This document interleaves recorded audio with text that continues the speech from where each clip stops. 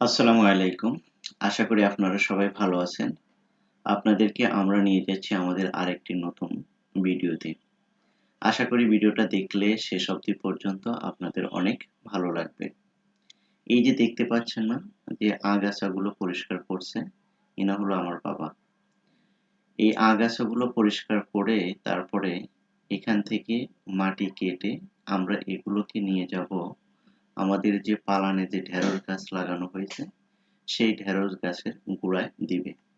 যার কারণে ওই পালানেরই একটু নিচ সাইডে যেটা অ্যাকচুয়ালি নদীর মতন আরকি। মানে আপনাদেরকে আমি কিভাবে বোঝাবো? সেটা হলো যে পালান থেকে একদম একবারে বিলের মতন নদীর ভিতরে চলে গেছে ওই অংশটুকু। যে অংশটা বাবা মানে আগাছা পরিষ্কার করছে ওই অংশটা। আপনাদেরকে এটা আমি দেখাবো, এই যে আস্তে, আস্তে দেখানোর চেষ্টা করছি। এই অংশটা আমরা কি করব, এখান থেকে এই মাটিগুলো কেটে নিয়ে আমাদের ইয়েতে নিয়ে যাব, উপরে নিয়ে যাব। এটা কিন্তু আমাদের জমির কিন্তু নিচের যে পার্টটা সেটা। এই যে একটু, একটু দেখছেন না?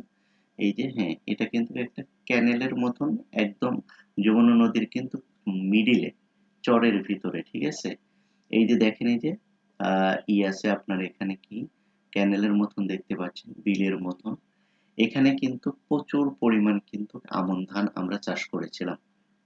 বিশেষ করে বোরো ধান যেটা বলে আরকি, বোরো ধান এটা আমরা এখানে চাষ করেছি। এখন পানি হয়েছে বৃষ্টির পানির কারণে এবং এখানে আগেই পানি ছিল। এই পানিগুলো আরেকটু বেশি হওয়ার কারণে, অতিরিক্ত বৃষ্টি হওয়ার কারণে অনেক আ আমন ধানগুলো, বোরো ধানগুলো কিন্তু অনেকগুলো মানে পানিতে তলিয়ে গিয়েছিল। তারপরেও আমরা অনেক কষ্ট করে এই যে কেটে রেখেছি। এই যে দেখতে পাচ্ছেন, এই যে ধানের কাঁদিগুলো কিন্তু এখনো এখানে কিছু রাখা আছে। এগুলো কিন্তু এখনো মানে করা হয় নাই, পরিষ্কার করা হয় নাই। কারণ সময়ের আ একটু ব্যস্ততার কারণে। কারণ সব দিক দিয়েই খেয়াল রাখতে হয়। বিশেষ করে চর অঞ্চলে যারা থাকেন বা চর অঞ্চলে যারা জমি-জমা চাষ করেন, তারা কিন্তু খুব ভালোভাবে বুঝতে পারেন যে প্রতিটা দিন কিন্তু প্রচুর পরিমাণ কাজ করতে হয়। সেই সাথে এই কয়েকদিন হলো বৃষ্টির কারণে এই যে এখানে যে দেখতেছেন, পানিটা দেখতেছেন, এই পানিটা কিন্তু এত ছিল না। এই পানিটা পুরোপুরি একদম একবারে যে শুকনা তাও ছিল না। তবে এত পানি ছিল না। এখন বৃষ্টির কারণে পানিটা অনেক বেশি হয়ে গেছে। আ যার কারণে অনেক ধানই মানে একদম একবারে হয়ে গেছিল আরকি, তলিয়ে গিয়েছিল। তারপরেও আবার মানে একটু আমরা করে কেটেছিলাম। ওভারঅল সবগুলোই আমরা করতে পেরেছি, কেটে নিতে পেরেছি। এখন বর্তমান কয়েকদিন আগে আপনারা যেটা দেখেছেন বিভিন্ন সোশ্যাল মিডিয়ায় যে হাওর অঞ্চলের ধানগুলো তলিয়ে গেছে। আমাদেরটা ওরকম হয় নাই। তবে মোটামুটি আমরা একটা রিস্কে ছিলাম যে হয়তোবা ধানগুলো পুরোপুরি কাটতে পারবো কিনা।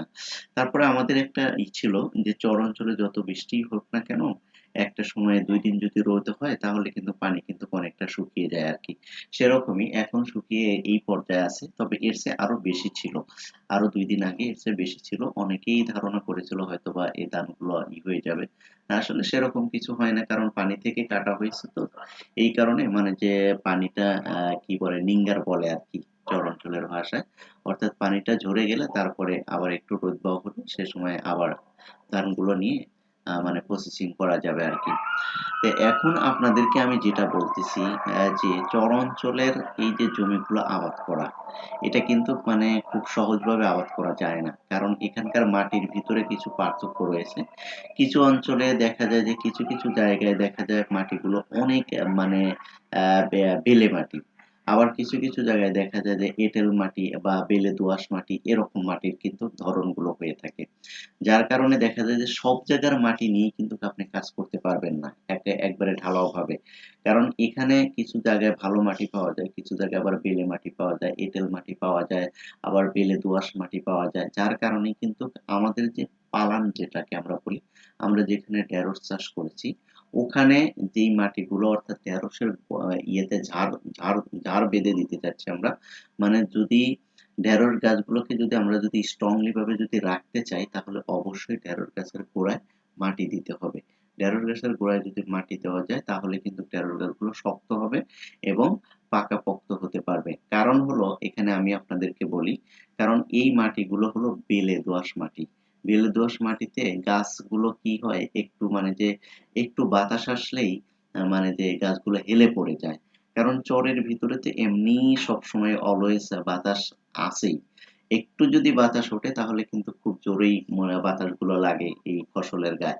যার কারণে ফসলগুলো যদি গোড়ায় যদি মাটি না থাকে তাহলে কিন্তু হেলে পড়ে যায়। একটা সময় দেখা যায় যে হেলে পড়ে গেলে কিছুদিন যদি ওভাবে থাকে তাহলে গাছগুলোর গোড়ায় পানি ধরে এটা নষ্ট হয়ে যায়, পচে যায়। এতে করে দেখা যায় যে ফসলের অনেক ক্ষতি হতে পারে। যার কারণে আমরা যেহেতু আমাদের আগে থেকেই এগুলো চাষবাসের অভিজ্ঞতা আছে, যার কারণে আমরা এখন চাচ্ছি যে এই ঢেঁড়স গাছগুলোর গোড়া কি করতে হবে? ঝাড় করে দিতে হবে। যদি গোড়া যদি ঝাড় করে দেওয়া যায় তাহলে গাছগুলো যেমন শক্ত হবে, তেমনি কি করবে না? স্বাভাবিক বাতাসেও এগুলো কি হেলে পড়বে না। মোটামুটি যদি স্বাভাবিক বাতাস তো সবসময়ই বইতে থাকে। তবে মোটামুটি ঝড় বলেন, সাপট বলেন এগুলো ট্যাকেল দিতে পারবে। যার কারণে বাবা এখানে আগাছাগুলো পরিষ্কার করছে। কারণ এখানকার যে মাটিগুলো, এই মাটিগুলো একদম এঁটেল মাটি। বেলে দোআঁশ মাটি না, এঁটেল মাটি। যার কারণে এগুলো যদি গাছের গোড় যদি ভালো করে বেঁধে দেওয়া যায় বা একটু যদি উঁচু করে দেওয়া যায়, তাহলে কিন্তু মাটিগুলো একদম একবারে গাছের গোড়ায় লেগে থাকবে। আর এটা যদি হয় তাহলে দেখা যাবে যে গাছটা অনেক দ্রুতই স্ট্রং হয়ে যাবে এবং ভালোভাবে বাতাস সারভাইভ করতে পারবে। যার কারণে এই জায়গাটা পরিষ্কার করছে। বাবা দেখছে যে কোথায় ভালো মাটি আছে আমাদের, ঠিক আছে? এই ভালো মাটিগুলো উনার ভালো করে খেয়াল করছে এবং দেখছে যে এখানে বেলে দোআঁশ মাটি বা এঁটেল মাটির পরিমাণটা একটু বেশি আছে। যার কারণে উনি কি করছে এই গাছগুলো পরিষ্কার করছে। এই জায়গাটাও কিন্তু আমাদের ওই পাশে ওই যে ধুমচা গাছ লাগানো হইছে। সেগুলোও অনেক সময় দেখবেন যে বড় হয়ে যাবে আর কিছুদিন পর, কারণ এখন বৃষ্টি হচ্ছে। বৃষ্টি হলে এগুলো খুব দ্রুতই উর্বর মানে আরো বেশি করে উঠবে, বড় হয়ে উঠবে খুব দ্রুত। তো এখান থেকে আমরা মাটি নেব, মাটি নিয়ে আমরা আমাদের ঢেঁড়সের যে চারাগুলো সেটা আমরা খুব সুন্দর করে তৈরি করব। আমরা পরবর্তীতে আপনাদেরকে সেটা আমরা দেখাবো, ঠিক আছে? আমাদের ঢেঁড়স গাছ কেমন হয়েছে সেগুলো আমরা দেখাবো। তার জন্য আমরা আলাদা আরেকটা ভিডিও আপনাদের জন্য নিয়ে আসবো। কারণ এগুলো কিন্তু দেখলে একটা বিষয় কি জানেন? এইগুলো দেখলে নিজের ভিতরে একটা মানে অন্যরকম ভালো লাগা একটা কাজ করে। যে চাষাবাদ এবং আপনি একটা জিনিস আপনাকে আমি বলি, আপনি যদি আ ফার্মিং এর সাথে অথবা এগ্রিকালচার এর সাথে যদি আপনি যদি মিশে যেতে পারেন, এখান থেকে যে আপনি প্রশান্তি বা হ্যাপিনেস টা পাবেন, এটা আপনি কোনো পেশায় পাবেন না। কারণ এটা খুবই মানে কি বলে যে আমার মনে হয় যে এটা আল্লাহ প্রদত্ত একটা প্রশান্তি। দেখবেন যে যারা কৃষিকাজ করে বা যারা এই এগ্রিকালচার নিয়ে আছে, ফার্মিং নিয়ে আছে, এদের ভিতরে দেখবেন যে প্রশান্তিটা কিন্তু অনেক বেশি। কারণ তারা সবসময় হ্যাপি ফিল করে। যেটা আমি আমার বাবার ভেতরে দেখি এবং তারপর আমরা যখন কাজ করি তখনও ভালো লাগে। কারণ আপনি যদি প্রকৃতির মাঝে যদি একবার হারিয়ে যেতে পারেন বা প্রকৃতির সাথে যদি একবার আপনি মানে ভালোবাসাটা করতে পারেন, তাহলে দেখবেন যে আপনার ভিতর থেকে অযথা হাইপার টেনশন যেটাকে বলি আমরা, যে সবসময় টেনশন হয়, ঠিক আছে? এই জিনিসটা আপনার ভিতরে থাকবে না। এটা আপনাকে একদম ব্লেম করে দিবে। আপনার মনটাকে সবসময় ফ্রেশ রাখবে। আর চড়ের বিষয়টা আমি আপনারে বলি, এটা হলো আপনার কি বলে যে এখানে মাটির যেহেতু তারতম্য আছে, কিছু জায়গায় অনেক ভালো ফসল ফলতেছে, আবার অনেক জায়গায় দেখা যায় যে মাটির তারতম্যের কারণে অনেক সময় ফসলটা বেশি ভালো হয় না। তারপরেও ওভারঅল আল্লাহর রহমতে মানে আমাদের চরে মোটামুটি ভালোই আবাদ হয় এবং যা বোনা হয় বা যা চাষ করা হয় মোটামুটি ভালোই 60-70% মানে যে থাকে আরকি। সবকিছু মিলে চরের আবাদ এবং চরের জমি-জমা চাষবাস করা এবং এগুলো দেখা, বিশেষ করে আমাকে সবচেয়ে বেশি মনোমুগ্ধ করে হলো চরের দৃশ্যগুলো। এই যে দেখেন, এই যে দৃশ্যটা দেখছেন, এখানে দাঁড়িয়ে আপনি যদি একটা নিঃশ্বাস নিতে পারেন, যেই নিঃশ্বাসের মানে ঘ্রাণটা এতটাই আপনার কাছে ভালো লাগবে, যেটা আপনি ঢাকার এই কনক্রিটের বিল্ডিং এর ভিতরে আপনি সেটা পাবেন না। এখানকার যে ফ্রেশ মানে ওয়েদারটা, এইটা আপনি কখনোই ঢাকার ভিতরে পাবেন না। তো সেই হিসাবে খুবই হ্যাপি যে এখানে আসতে পেরে বা এখানে চাষাবাদ করার সুবাদে কাজ করার কারণে খুবই ভালো লাগে। তো ওভারঅল সবকিছুই খুবই ভালো লাগে। আপনাদের কাছে কেমন লাগে তা অবশ্যই জানাবেন। আর আমাদের এই ভিডিওগুলো যদি আপনাকে যদি একটু যদি প্রশান্তি দিয়ে থাকে তাহলে অবশ্যই আমাদের ভিডিওগুলো লাইক করবেন, কমেন্ট করবেন, শেয়ার করবেন এবং আপনার বন্ধুদেরকেও দেখার সুযোগ করে দিবেন।